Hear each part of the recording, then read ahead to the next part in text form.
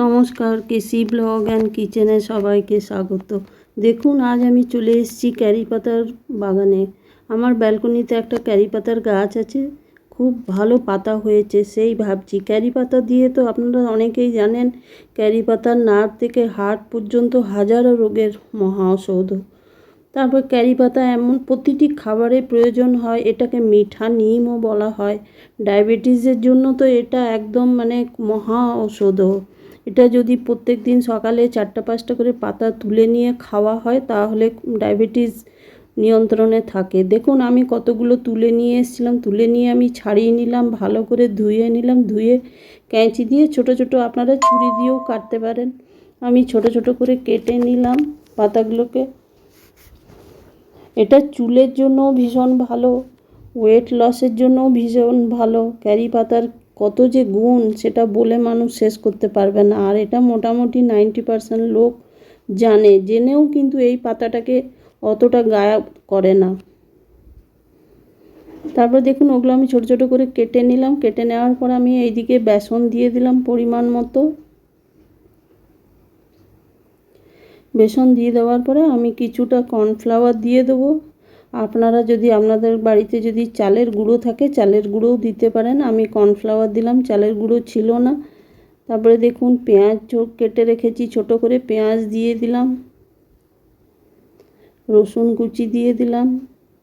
Sorry, আমার ক্যামেরাটা of হয়ে যাওয়ার জন্য নুন আর কাঁচা লঙ্কা কুচিটা আমি দেখাতে পারলাম না।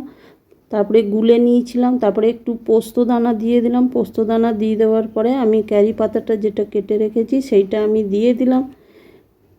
দিয়ে খুব ভালো করে মাখিয়ে নেব। আর ওই সময় আমি পেঁয়াজ আর রসুন পর্যন্ত দেখানো হয়েছিল। তারপরে আমার ক্যামেরাটা অফ হয়ে গেছিলো। আমি লঙ্কা কুচি একটু দিয়েছিলাম, নুন দিয়েছিলাম, একটু সামান্য হলুদ দিয়ে আমি ওটাকে ব্যাটারটা বানিয়ে নিয়েছিলাম। তারপরে দেখুন, এইদিকে আমি পুরো ব্যাটারটা বানিয়ে নেওয়ার পর কড়াইয়ে সর্ষের তেলে, এটা কিন্তু সর্ষের তেলে হয়, আপনারা চাইলে সাদা তেলেও করতে পারেন। এটা কড়াইয়ে সর্ষের তেল দিয়ে কড়াইটা আমি সমস্ত পকোড়ার মতো দিয়ে দিলাম। এগুলো খেতে যেমন ভালো লাগে, আর স্ন্যাক্স হিসাবেই বলুন, আর দুপুরে লাঞ্চে ডাল ভাতের সাথেই বলুন, ভীষণই ভালো লাগে খেতে, টেস্ট ভীষণই লাগে। এই ধরনের পকোড়া একদিন আপনারা বানিয়ে দেখুন, দারুণ দুর্দান্ত স্বাদের লাগে। আমি আমার ভাইয়ের বাগানে গেছিলাম, সেখানে অনেক গাছ আছে, ওর বাগানে উঠিয়ে ফেলে দেবো করছিল।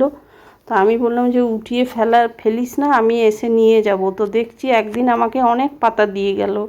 সেই পাতা দিয়েই আমি এই পকোড়াগুলো বানাচ্ছি। অবশ্য আমার ব্যালকনিতে যে গাছ হয়েছে তার থেকেও আমি কিছুটা পাতা মিলিয়েছি। দেখুন, আমি এই সমস্ত পকোড়াগুলো আমি উল্টে পাল্টে ভেজে নিলাম। এটা কিন্তু লো টু মিডিয়ামে রাখতে হবে, নাহলে পাতা তো পুড়ে গেলে জিনিসটা নষ্ট হয়ে যাবে। এটা ঘরের যে জিনিস, খুব সহজেই এগুলো হয়ে যায়। তারপর দেখুন, আমি উল্টে পাল্টে দিলাম, আমার লাল হয়ে গেছে, আমার পকোড়াগুলো সব হয়ে গেল। আমি সমস্ত উল্টে পাল্টে ভেজে নিয়ে একটা একটা করে উঠিয়ে নেব।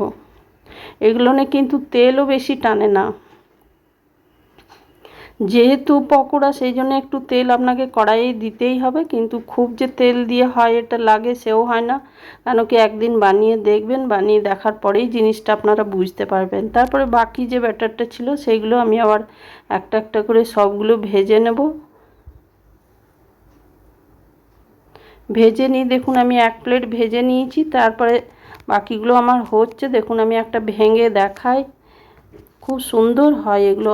আমরাও খেলাম, আমার ভাইয়ের বউকেও এগুলো খাওয়ালাম। খেয়ে পরে ওরাও বললো দারুণ দুর্দান্ত স্বাদের হয়েছে। আপনারাও একদিন বানিয়ে দেখুন, ট্রাই করুন।